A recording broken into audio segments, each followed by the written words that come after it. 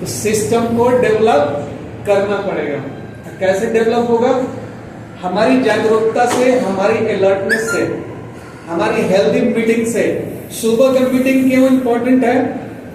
इसलिए इंपॉर्टेंट है कि हमारी सारी एनर्जी ना काम के पीछे रहती है। अगर सुबह की प्लानिंग हमारा सही हो गया ना, सुबह की प्लानिंग सही हो गया तो हमारा सारा काम जो है ढंग से होगा। और एक अच्छा प्लानिंग ना हमें 85% आउटपुट देता है। अच्छी प्लानिंग होगी तो वो भी अर्ली प्लानिंग, जिसको कहते हैं सुबह की प्लानिंग जो होती है। सारे वर्ल्ड के जितने भी ऑर्गेनाइजेशन है, जितने भी ऑटो सेक्टर है, वो यदि काम करते हैं ना तो सुबह के टाइम में पहले प्लानिंग करते हैं कि मुझे आज के दिन में क्या क्या हैंडल करना है, कैसे टीम को चलाना है, क्या आउटपुट निकालना है, क्या मुझे करना है। वो सुबह प्लानिंग होता है। ऐसा नहीं होता कि मेंटेनेंस के काम है, सुबह आते ही उसको खोल के बैठ गए। देखिए, अगर वर्तमान खराब होगा ना, अगर वर्तमान खराब होगा तो फ्यूचर जो स्वाभाविक है वो खराब होगा ही होगा। ठीक है, कोई चीज खराब हो गया है उसको दोपहर की बात करेंगे हमारी, लेकिन सुबह का जो आउटपुट निकालना है उसका प्लानिंग ज्यादा इंपॉर्टेंट है। तो इसीलिए सिस्टम बहुत मायने रखता है। देखिए, ये छोटे छोटे प्रॉब्लम्स हैं, कोई बड़े प्रॉब्लम्स नहीं है, और भी हमारे हाथ में है। तो डिफेक्ट प्रिवेंशन हमको करना है। कस्टमर के पार्ट्स न जाए उसके लिए हमें काम करना है। ठीक है जी, उसके लिए मैं आपकी 5 मिनट लूंगा, ज्यादा समय नहीं लूंगा आप लोगों का, क्योंकि अब सभी का समय जो है काफी बहुमूल्य है और बेशकीमती है। तो देखिए क्या है कि मैं एक ही चीज चाहता हूं कि कस्टमर कंप्लेंट जीरो हो। हम सभी का यहाँ बैठने का, आने का कारण एक ही है कि हमारे एरिया से डिफेक्ट निकल के नेक्स्ट प्रोसेस पर ना जाए, नेक्स्ट प्रोसेस से निकल के कस्टमर के हाथ पर ना जाए। नहीं तो जिनको कुछ भी जानकारी नहीं होता ना, आके यहाँ पर हमें समझाते हैं। हमसे ज्यादा वो ठीक नहीं है, हम बना रहे हैं ना जी, हम बना रहे हैं तो हमें पता है कि इसको कैसे हम जल्दी करेक्ट कर सकते हैं, सही कर सकते हैं, हमें पता है। लेकिन दूसरे कोई आके इंस्ट्रक्शन देगा, आपकी खिंचाई करेगा, आपकी मैनेजमेंट को उल्टा बोलेगा, यार इनके पास सिस्टम क्या है, ये तो बड़ी चीजों को, जो नॉर्मल चीजें हैं उनको फॉलो नहीं करते हैं। तो यही चीज है कि हमें अपना डिफेक्ट प्रिवेंशन के ऊपर काम करना है। तो 2 मिनट का ये मीटिंग है। देखिए, आप लोग मैं एक चीज लिख दी हूँ, ऑलरेडी पहले लिख दी हूँ, ताकि आप लोग को टाइम में ज्यादा से ज्यादा ना करूं।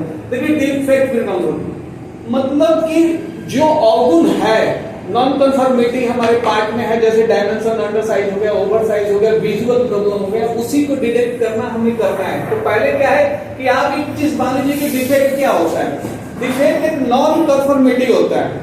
डिफेक्ट जो है नॉन कंफर्मिटी होता है, एक डेविएशन होता है किसके, जो चीज चाहिए वो चीज हमें नहीं मिलता है। हमारे स्पेसिफिकेशन क्या चाहिए, ये 8 चाहिए, माइनस में 0.2 चाहिए, जबकि ये आ क्या आ रहा है 7.3 आ रहा है। तो इसका मतलब क्या हुआ, ये पार्ट हमारा एनजी हो गया। अब एनजी हो गया तो क्या हो गया, इसकी परफॉर्मेंस खराब हो गई, क्वालिटी पर इंपैक्ट डाल रहा है, हमारा सर्विस खराब हो गई, और जितना पार्ट गया था वो लॉट हमारा रिजेक्ट हो गया। तो ये सारी चीजें जो है एक डिफेक्ट के पीछे होती है और कंपनी बदनाम होती है। आने जाने का जब ट्रांसपोर्टेशन की खर्चा लग जाता है, ठीक है, वहां दिन भर अमित जाकर सेग्रीगेशन किया, पार्ट चेक किया, मिनट्स ऑफ मीटिंग किया, दिन भर अमित का आउटपुट क्या रहा, जीरो रहा। किसकी वजह से रहा, एक मशीन पर सही ढंग से पार्ट डिटेक्ट नहीं किया गया। इन प्रोसेस में जो लड़का चेक करने वाला है वो ढंग से चेक नहीं किया, फाइनल पर इन्होंने सैंपलिंग नहीं किया। तो क्या हुआ कि पार्ट जो है कस्टमर के पास गई और ये सारा बखेरा खड़ा हो गया, प्रॉब्लम खड़ा हो गया। दूसरी बात, आप डिफेक्ट समझ गए तो डिफेक्ट आपकी परफॉर्मेंस और सर्विस को खराब करता है। उसके बाद देखिए, जब बात करें डिफेक्ट ओरिजिन कहां से, उत्पत्ति कहां से होती है डिफेक्ट की, तो डिफेक्ट की ओरिजिन क्या है, एक तो इंटरनल डिफेक्ट होता है। इंटरनल डिफेक्ट्स का मतलब होता है कि जो हम अपने ऑर्गेनाइजेशन में इन हाउस को कर रहे हैं उससे डिफेक्ट उत्पन्न होता है। हम जो मशीनिंग कर रहे हैं इसको हम मैन्युफैक्चरिंग कर सकते हैं, जो हम मैन्युफैक्चरिंग इनसाइड अपने कर रहे हैं वहां से डिफेक्ट उत्पन्न हो रहा है। वहां पर क्या है, मशीनिंग के दौरान हम इस प्रॉब्लम को पकड़ नहीं पाए, कैच नहीं कर पाए, डिटेक्ट नहीं कर पाए, जिसके कारण स्किप हुआ और वहां से स्किप फाइनल से हुआ, फाइनल से स्किप होकर हमारे कस्टमर के पास चला गया। तो पहला जो ओरिजिन है अगर डिफेक्ट्स का, तो हमारा इंटरनल है, वो भी है मैन्युफैक्चरिंग। ठीक है, मैन्युफैक्चरिंग से हो गया, हमने मशीनिंग के द्वारा ये हो गया।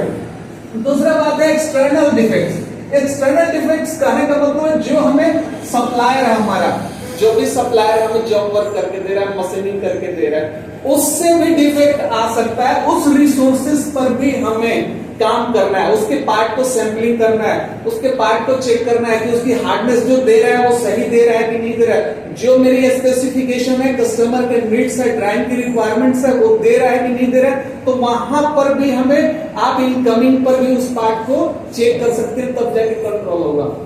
इस मीटिंग का पर्पस यही है कि हम कस्टमर को डिलाइट रखें, खुश रखें, अपने डिफेक्ट्स को मिनिमाइज करें। तो हमारा काम क्या है, एक तो इंटरनल डिफेक्ट्स जो हमारे ऑर्गेनाइजेशन में है उसको कंट्रोल करें, दूसरा जो बाहर से मटेरियल हमारा हो के आ रहा है, चाहे रॉ मटेरियल है या मशीनिंग हो के आ रहा है या फॉर्जिंग हो के आ रहा है या प्लेटिंग हो के आ रहा है, चाहे हार्डिंग हो के आ रहा है, जो कुछ भी आ रहा है, जो एक्सटर्नल डिफेक्ट्स हैं जो सप्लायर के माध्यम से हो रहा है, उसको बंद करना ज्यादा जरूरी है। ठीक है, वहां पर बैरियर लगाना जरूरी है। सरोज, ये आपका काम है। अगर आप एक्चुअल में संस्था के साथ रिलेशन बॉन्डिंग करना चाहते हो, जो आपकी बॉन्डिंग मुझे देखता है, तो वो थोड़ा सा आप यहाँ कर सकते हो, तो ज्यादा सिस्टम बिल्ड हो जाएगी, फिर आप बैठ के एंजॉय कर सकते हो। आप फिर ताव देना कोई दिक्कत नहीं, वो होता है, देना चाहिए, लेकिन आफ्टर वो जब हमारे घर में कोई गलत चीज ना दे दे, तब हम अपनी प्रेस्टीज रखना है, अपने व्यक्तित्व को रखना है, आगे रखना है, लेकिन व्यक्तित्व के साथ हमारा कर्म भी जुड़ा हो। ठीक है, अब आगे आते हैं define the classification of defects. अब डिफेक्ट्स की अगर हम क्लासिफिकेशन करते हैं, तो एक तो डिफेक्ट कहां से हो सकती है, हो सकता है हमारा ड्राइंग गलत हो, ड्राइंग गलत हो, ड्राइंग हमारा सही ना हो, लेकिन हमारा ड्राइंग यहाँ नहीं है, डिजाइन हमारा सही है।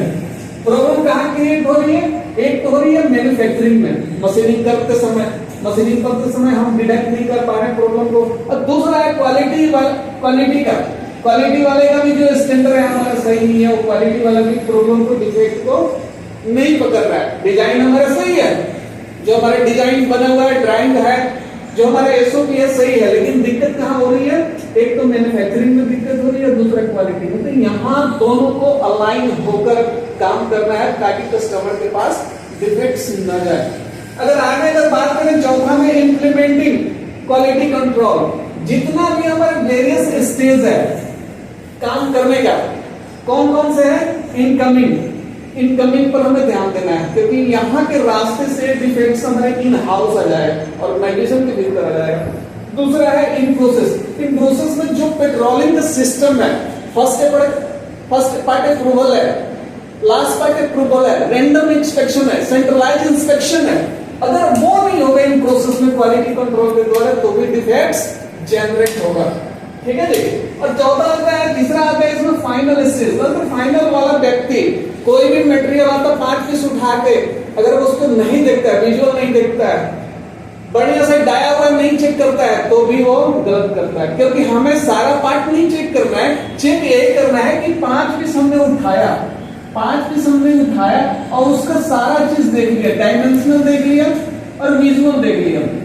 अगर ये दो चीज कर लिया जाता है ना, किसी भी रैंडम पार्ट उठा के 1000 का लॉट आया, 500 का लॉट आया, 2 पीस उठाया, 4 पीस उठाया, 5 पीस उठा के उसको वेरी सैंपलिंग कर लिए, तो वहां पर भी हम डिफेक्ट को कंट्रोल कर सकते हैं, कस्टमर के पास डिफेक्ट नहीं जाएगी। अब यहाँ पर अगर 3 हमारे जो सिस्टम है अगर रोबस्ट कर दिए ना, तो इम्प्लीमेंट कर दिए ढंग से, तो मैं इतना जानता हूँ कि क्वालिटी हमारे कंट्रोल में आ जाएगी। ठीक है जी।